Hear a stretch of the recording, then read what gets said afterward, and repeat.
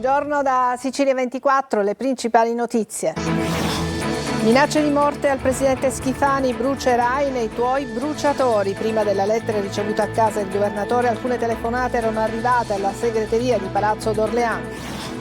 Tangenti per truccare gli appalti sulla rete idrica ad Agrigento. Indagato l'ex assessore regionale Roberto Di Mauro, è accusato di essere a capo di un'associazione per delinquere finalizzata a distrarre fondi pubblici a fini privati. Ucciso a coltellate, a Palermo si indaga sull'omicidio di un romeno di 48 anni senza fissa dimora. Sotto shock la donna che era in sua compagnia. Fiumi di droga da Napoli a Palermo, nel quartiere Brancaccio e poi in diverse città della Sicilia. 22 arresti, contatti con le videochiamate. A Comiso, aeroporto deserto, ci sono 3 bandi milionari aperti, ma lo scalo fatica a diventare attrattivo e le immagini in rete alimentano le polemiche.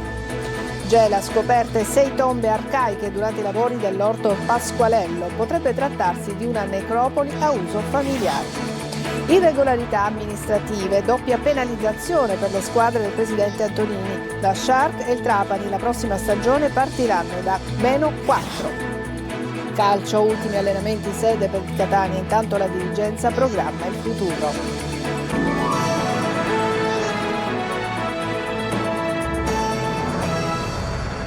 Ben trovate. Minacce di morte al presidente della regione Renato Schifani. Dopo telefonate anonime con voce contraffatte alla segreteria di Palazzo d'Orléans, arriva anche una lettera a casa del governatore. Sentiamo Manlio Viola. Brucerai nei tuoi bruciatori. È il testo di una lettera anonima scritta a penna in stampatello che è stata recapitata a casa del presidente della regione siciliana Renato Schifani. Le minacce di morte sono state intercettate dalla scorta e consegnate alla Digos. L'episodio risale ad alcune settimane fa, ma se ne apprende soltanto adesso. La lettera è stata recapitata subito dopo l'annuncio da parte del governatore, nella sua qualità di commissario straordinario per la realizzazione degli impianti di gestione del ciclo dei rifiuti, della pubblicazione della gara per la progettazione dei termovalorizzatori predisposta da Invitalia è già disponibile sulla Gazzetta Europea e sulla piattaforma Ingate. L'episodio era stato preceduto da altre minacce, ma di natura diversa. Alla segreteria di Palazzo d'Orléans erano giunte telefonate anonime da parte di voci contraffatte che avevano pronunciato minacce a Schifani e alla sua famiglia in relazione all'adozione da parte della regione di una legge anti-crack. Da Palazzo d'Orléans si reagisce con un secco no comment a questi episodi, mentre piena solidarietà a Schifani viene espressa dal presidente dell'Ars Gaetano Galvagno, dal sindaco di Palermo Roberto Lagalla e dal gruppo di Grande Sicilia, dal deputato segretario di presidenza della Camera dei Deputati Carolina Varchi, dagli assessori Edita Maio e Mimmo Turano, dal capogruppo Azzurro Pellegrino e dall'eurodeputato Marco Falcone e persino dal deputato d'opposizione più duro con Schifani Ismaele Lavardera. Nell'inchiesta di Agrigento sulla Tangentopoli per gli appalti truccati è indagato anche l'ex assessore regionale all'energia Roberto Di Mauro. Secondo l'accusa era a capo di un'organizzazione a delinquere. Giusy Lazzara. Era stato coperto dall'Omissis nell'indagine sulla Tangentopoli per gli appalti nell'Agrigentino. Adesso si conosce il suo nome e quello dell'ex assessore regionale all'energia Roberto Di Mauro. La procura di Agrigento lo indaga per aver organizzato un'associazione per delinquere finalizzata a distrarre fondi pubblici a fini privati. Le accuse sono pesanti: turbativa d'asta, peculato, corruzione e concussione attraverso meccanismi spartitori di pubblici appalti finanziati con fondi regionali. A Di Mauro viene contestato anche di aver alterato le procedure per il mega appalto sulla rete idrica di Agrigento. A dare l'input l'ANAC, l'Agenzia Nazionale Anticorruzione, che aveva segnalato il mancato avvio di importanti opere pubbliche per la rete idrica di Agrigento e il centro di raccolta di Ravanusa, facendo così scoperchiare il sistema di corruzione. In carcere sono finiti 5 imprenditori. Alleggerita la posizione di Sebastiano Lesci, ex dirigente dell'ufficio tecnico comunale di Ravanusa e, secondo gli inquirenti, vicino a Di Mauro nella gestione dell'organizzazione che pilotava gli appalti. 8 gli indagati tra tecnici e funzionari pubblici, e dire che l'ex assessore Di Mauro aveva inaugurato i cantieri incriminati e poco dopo si era dimesso dalla giunta Schifani il 7 aprile. La sua nomina era in attesa di autorizzazione come nuovo capogruppo dei popolari autonomisti all'Ars. Dopo le dimissioni del manager dell'ASP di Trapani, Ferdinando Croce, travolto dallo scandalo dei referti istologici in ritardo, potrebbe essere convocata un'apposita seduta della Commissione Salute per indagare su eventuali altre responsabilità nella vicenda. Manlio Viola. Resta affidata al direttore sanitario Francesco Palazzolo l'ASP di Trapani dopo le dimissioni di Ferdinando Croce, il manager già sospeso che ha poi scelto di andare via dopo che è diventata palese la sua imminente rimozione definitiva dall'incarico. Palazzolo era stato indicato come reggente della struttura già al momento della sospensione di Croce, lo resterà fino a quando non verrà nominato un nuovo manager. Sono così due al momento le ASP siciliane senza una guida. Si tratta della più grande azienda sanitaria del Mezzogiorno, ovvero l'ASP 6 di Palermo, che è rimasta senza manager con la nomina di Daniela Faraone ad assessore regionale alla salute, e poi proprio quella di Trapani. È probabile che le nomine arrivino insieme nelle prossime settimane.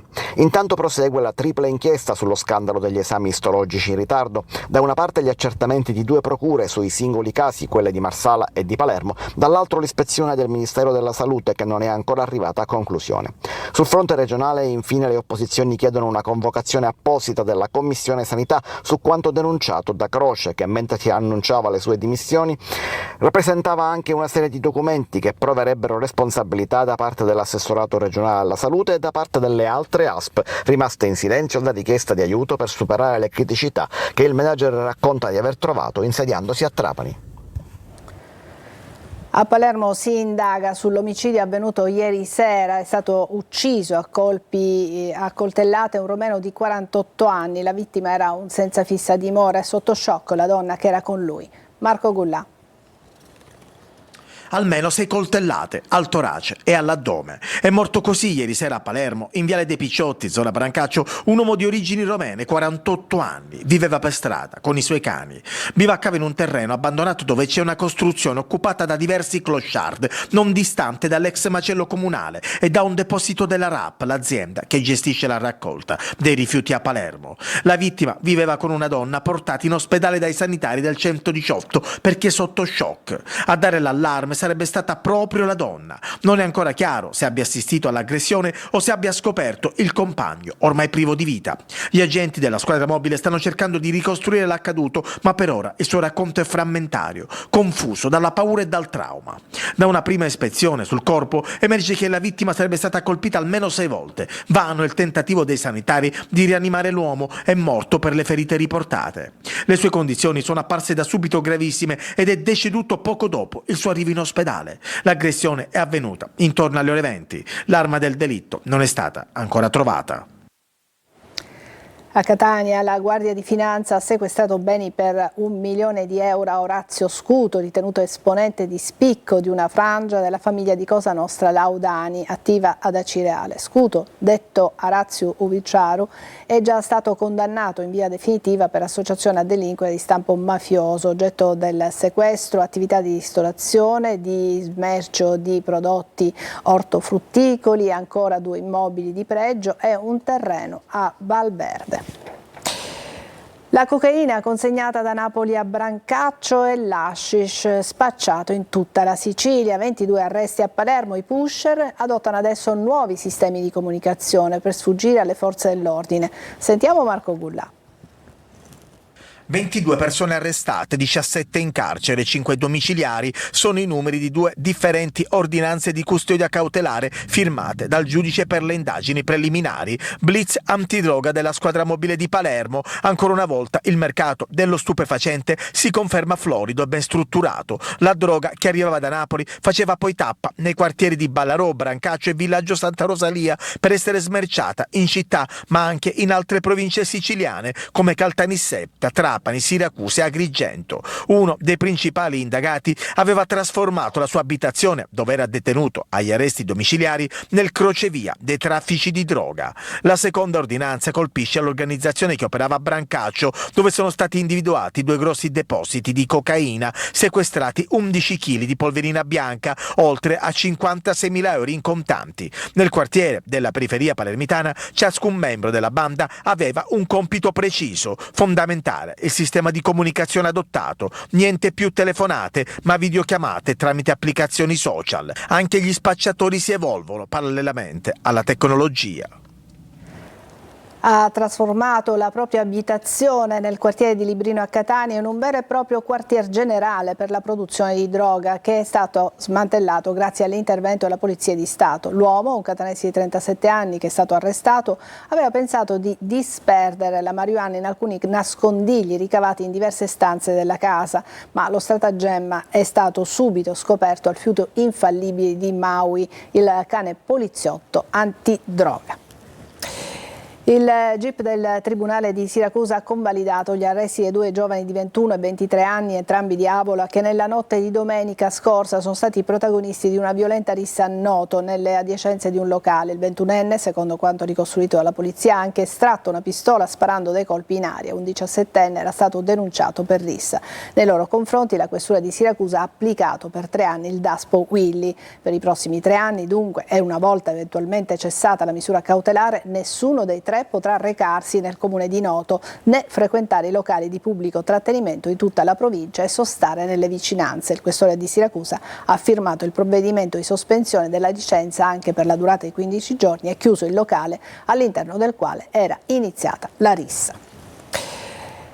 E ancora a Siracusa, scoperta alla Guardia di Finanza una frode milionaria organizzata da 4 aziende nei settori della grande distribuzione, dell'edilizia, del commercio e della fornitura dei dispositivi medici. A montare della truffa al fisco 2 milioni di euro. Il meccanismo illecito era basato sulla creazione di falsi crediti d'imposta ottenuti attraverso corsi per il personale dipendente mai realizzati. E i vigili del fuoco del Comando Provinciale di Catania sono intervenuti nella notte scorsa per l'incendio di 2 autovetture in via Monserrato a Catania. Spente le fiamme che avvolgevano entrambe le autovetture, sono state messe in sicurezza anche le abitazioni e le attività commerciali vicine. Non sono stati segnalati danni alle persone e si è reso necessario però anche l'intervento di una scala aerea e un'autobotte inviate alla sede centrale del comando provinciale. Sul posto, personale della polizia locale si sta indagando su questo episodio. E adesso andiamo a Comiso. L'aeroporto continua ad essere deserto, ci sono 3 bandi milionari aperti, ma lo scalo fatica a diventare attrattivo. Le immagini in rete alimentano le polemiche. Luca Ciliberti. Le immagini mostrate maldestramente dal sindaco di Acate, l'avvocato Gianfranco Fidona, già candidato e sconfitto alle ultime elezioni del Libero Consorzio di Ragusa, rivelano lo stato dei fatti. Lo scalo di Comiso attualmente è una cattedrale nel deserto. Pochi voli, un centinaio di dipendenti che ruotano intorno allo scalo e l'idea, solo nelle previsioni, di aumentare l'area cargo. La SAC, che è la società di gestione, continua a investire nell'infrastruttura già costata 35 milioni di euro, ma il sistema integrato con Catania ancora non funziona per 2 principali motivi. Il primo è che le compagnie aeree fino ad oggi non hanno voluto volare su Comiso. Il secondo è che lo scalo è completamente disconnesso da tutto. Mancano collegamenti, infrastrutture secondarie, trasporti da e per l'aeroporto. Per i cittadini del comprensorio del sud-est dell'isola è più facile ed economico raggiungere Catania piuttosto che Comiso. In attesa dell'inizio della continuità territoriale che consentirà investimenti per quasi 20 milioni di euro, la Regione ha già stanziato 3 milioni di euro per 3 anni alla ricerca di rotte internazionali. Attualmente ci sarebbero 3 manifestazioni di interesse da parte di compagnie solide come Wizz Air, EasyJet e Volotea. A questi investimenti si aggiungeranno altri 3 milioni di euro, uno ogni anno, da parte del Libero Consorzio di Ragusa, bandi che però al momento non hanno sortito effetti o interessi commerciali. Sullo sfondo poi c'è sempre la polemica politica sulla concorrenza reale tra i 2 aeroporti Catania e Comiso, con alcuni che ritengono che la situazione attuale non favorisca una vera competizione o integrazione tra i 2 scali, ma piuttosto un controllo da parte dell'aeroporto di Catania. A Catania invece è atterrato il primo volo diretto da New York, accoglienza calorosa, emozioni in pista e festeggiamenti per un collegamento che unisce la Sicilia agli Stati Uniti e, importantissimo, volano economico. Eva Spampinato. Un maestoso arco d'acqua sparato da 2 autobotti dei Vigili del Fuoco dà il benvenuto al Boeing 767-300 della compagnia Delta Airlines, che alle 8:30 di questa mattina è atterrato sulla pista dell'aeroporto Fontanarossa di Catania. Il suggestivo water cannon è un rito simbolico e solenne, una tradizione dell'aviazione civile per benedire e celebrare un volo inaugurale. Quello di oggi infatti è il primo volo diretto proveniente dall'aeroporto JFK di New York e inaugura la stagione estiva che per la prima volta nella storia vede la città di Catania collegata direttamente senza scali intermedi alla Grande Mela fino al 24 ottobre. Un traguardo atteso da anni, importantissimo per l'intera economia del territorio. Questo volo era un sogno per tutti quanti noi siciliani, ne sentivo parlare da quando ho memoria, da quando ero bambino. È una cosa importante perché Delta Airlines è la più importante compagnia al mondo, ci onora il fatto che abbia scelto di viaggiare da e per Catania. 208 i passeggeri atterrati su 215 posti disponibili, li abbiamo raggiunti nel Finger appena sbarcati dall'aeromobile dopo un volo di quasi 10 ore. Wonderful. It was a great flight and we're very happy to be here. Bellissimo, adesso vado a Regal Boot e sono arrivato a casa. C'è stata anche la festa inaugurale quando siamo arrivati, prima di partire, con dessert, bottiglie, musica siciliana, volare, eccetera, bellissimo. My first time here and the first time Delta flies here. Non deve fare più scali. No, meno male, almeno risparmio uno. Buongiorno, welcome in Catania. Dopo aver consegnato un gadget di benvenuto, la festa si è spostata nella VIP Lounge per un rinfresco offerto dalla SAC. E domani mattina si replica per salutare il primo volo che decollerà da Catania alla volta del JFK. Intanto questa mattina anche a Palermo è atterrato un volo diretto da New York, ma operato dalla compagnia United Airlines, che parte e atterra dall'aeroporto di Newark. Adesso una breve pausa, ci vediamo tra poco.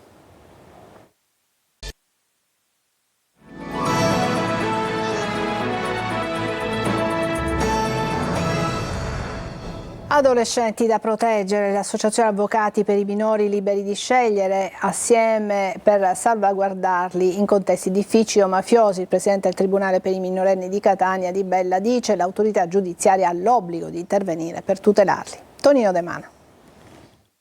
Liberi di scegliere e soprattutto di essere protetti, perché i minori in ogni ambito vanno tutelati. Se ne è parlato a Catania in un convegno organizzato dall'AIAF, Associazione Italiana degli Avvocati per la Famiglia e per i Minori, alla presenza di professionisti in ambito giudiziario e sanitario, con l'ASP di Catania, rappresentato dal direttore Laganga Senzio, a fare la sua parte. Enti a protezione di una genitorialità responsabile, specie in contesti difficili o addirittura mafiosi. Da anni abbiamo avviato questo orientamento giurisprudenziale che è il progetto Liberi di scegliere. Noi vogliamo tutelare i bambini e gli adolescenti che hanno la sfortuna di nascere e crescere in famiglia o in contesti mafiosi. Se un genitore educa un bambino per farlo diventare un boss mafioso e quindi esporlo a quello che è un destino di sofferenza, di carcerazione e talvolta di morte, non è un buon genitore. Allora in questi casi l'autorità giudiziaria che si occupa di minori ha l'obbligo di intervenire. Ma quali sono gli strumenti per tutelare il minore? Si tratta di un lavoro di rete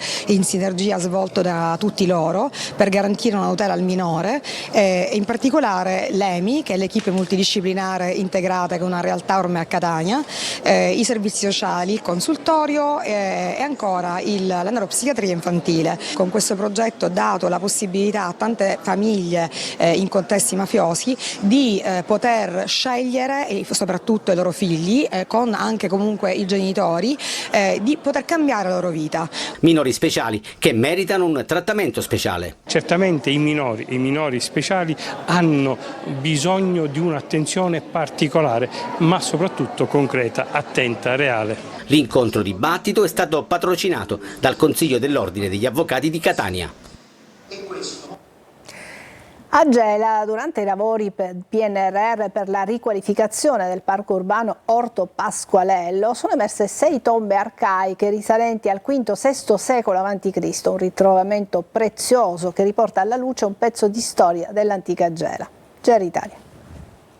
A Gela, nel cuore verde dell'Orto Pasqualello, la terra ha restituito frammenti di un passato millenario. 6 sepolture arcaiche databili tra il V e il VI secolo a.C. sono riemerse durante gli scavi per la riqualificazione dell'area finanziata con fondi PNRR. Potrebbe trattarsi di una necropoli a uso familiare venuta alla luce grazie alle indagini di archeologia preventiva condotte da Comune e Sovrintendenza. 2 tombe appartengono ad adulti, 2 a bambini, mentre le altre 2 sono ancora in fase di studio. In una sepoltura gli archeologi hanno trovato 2 lechitoi, piccoli vasi da olio patrimonio funerario risalente al 500 o 475 a.C. La prima tomba che abbiamo scavato ci ha dato un corredo che va nel 25ennio 500-475. I riti sono diversi, abbiamo il rito della cappuccina, quindi le tombe realizzate con tegole di riuso dei tetti, e il rito dell'inchitrismos per gli infanti, cioè quello di deporre gli infanti piccoli all'interno di anfore che poi venivano ben sigillate. In un'altra tomba, accanto al corpo di un bambino, è stato scoperto un raro caliptere egemon, un elemento decorativo in terracotta forse proveniente da un tempio dell'antica Gela e poi riutilizzato. In questo caso ha una misura proprio di un piccolo bambino. Immaginatevi qualcuno a cui è morto il figlio e che passò da qualche cantiere di 3000 anni fa e si fece regalare questo coppo per poter deporre lo scheletrino, il cadavere del bambino. E la zona potrebbe nascondere ancora molto. Poco distante è riaffiorata una roccia scavata contenente frammenti di crateri e anfore, tracce silenziose ma preziose di una civiltà che continua a riemergere da sotto i nostri piedi. Presentato a Buongiorno Sicilia, il film che racconta la storia di Maria, una giovane catanese che vive la bulimia affettiva e nella vita. Esordio cinematografico di Anna Piscopo con Martina Torrisi. Sentiamo Giusy Lazzara. C'è una ragazza giovane in cerca di un senso nella vita, in una Catania che attraversa la sua storia segnata dalla bulimia affettiva ed esistenziale. Maria ha una famiglia difficile, incontri complicati. Mangia segna l'esordio cinematografico di Anna Piscopo, regista e attrice del film. Un bisogno, più un desiderio inesausto di cose, di relazioni, ma appunto inesausto, che non si esaurisce mai. E Maria è un po' persa, soffre di bulimia, si muove nella città senza una vera meta e prova a fare dei tentativi artistici naif, un po' così di strada. Di base è una giovane donna che non sa che cosa fare della sua vita. Inseguendo un posto nel mondo, Maria incontra Sara, un'influencer interpretata da Martina Torrisi. Il tema dei social è un tema molto centrale, soprattutto l'impatto che ha nella vita di questo personaggio, perché inizialmente viene acclamata, poi quando va a confrontarsi con un pubblico reale non è detto che le aspettative vengano appunto rispettate. Il film da oggi è fino a domenica al Cinema King di Catania. Domani saranno tante le iniziative per ricordare la strage di Capace in cui persero la vita il giudice Giovanni Falcone, la moglie Francesca Morvillo e gli agenti di scorta Vito Schifani e Rocco Di Ciglio e Antonio Montinaro. Fra le tante iniziative saranno molte a Palermo. Giusy Lazzara ne parlerà nel Focus subito dopo questo nostro telegiornale con Chiara Angelica dell'associazione C'era Domani Librino di Catania. È un contributo di Maria Falcone, presidente della Fondazione Falcone. La trasmissione sarà anche in streaming sul sito lasiciliaweb.it. Le vostre domande come al solito con un messaggio al 342 74 55 005. Una breve pausa e poi lo sport.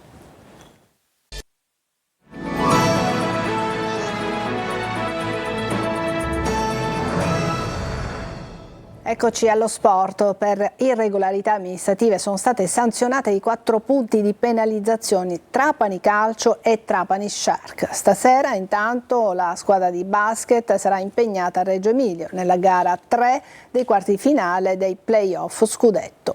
Franco Cammarasana. Sanzionate di 4 punti di penalizzazione da scontare la prossima stagione il Trapani Calcio e la Trapani Shark a seguito di irregolarità amministrative accertate dagli organi inquirenti di Federcalcio e Federbasket. Si tratta dei versamenti di INPS e IRPEF operati ad aprile dalla Sport Invest, società che gestisce le 2 squadre del presidente Valerio Antonini. Versamenti effettuati attraverso la cessione di crediti di imposta per circa 700.000 euro da parte del gruppo Alfieri di Milano. Operazione rivelatasi una truffa e per la quale la società trapanese ha sporto denuncia alla Guardia di Finanza. Intanto stasera la Trapani Shark giocherà la gara 3 dei quarti di finale dei playoff scudetto di pallacanestro, stavolta in casa di Reggio Emilia, battuta entrambe le volte nei 2 precedenti incontri. Dovesse vincere anche stasera si qualificherebbe per le semifinali. Dirigenza al gran completo presenta gli ultimi allenamenti stagionali del Catania, mentre il gruppo squadra completa le ultime sedute prima delle vacanze. Il lavoro del club diventa adesso decisivo. Marco Carli. Il collegamento fra il presente e il prossimo futuro. La squadra del 2024-2025 è tornata ad allenarsi. Lavoro seguito da vicino dal vicepresidente Grelle e dal DS Faggiano. La squadra è uscita con il Pescara poco più di una settimana fa. Gli abruzzesi hanno raggiunto le semifinali, intanto insieme a Cerignola, Vicenza e Ternana. Ma molti dei protagonisti del Catania sono stati autori di un finale d'anno in crescendo e sono valutati positivamente dalla società che sull'ossatura dell'anno sportivo in corso, con allenamenti fino a venerdì, immagina un futuro diverso a partire proprio dall'estate, quella che ad esempio circa 10 mesi fa ha portato i primi blackout di una stagione che nel finale ha riservato le notizie migliori, compreso l'accordo con Zarbano, che è operativo da tempo e in sede già lavora su dettagli importanti. Un tema che in casa Catania è di attualità sono le prospettive di utilizzo di Torre del Grifo nel caso di aggiudicazione. Altra news arrivata proprio il giorno prima del ritorno con il Pescara, la prospettiva finalmente della casa. Il collegamento fa presente passato continua mentre scorrono i titoli di coda della stagione attuale. In società si lavora all'iscrizione agli altri adempimenti con la Lega. Il prossimo anno sportivo è già virtualmente cominciato. È tutto per questa edizione di Sicilia 24, grazie per averci seguito, buon pomeriggio.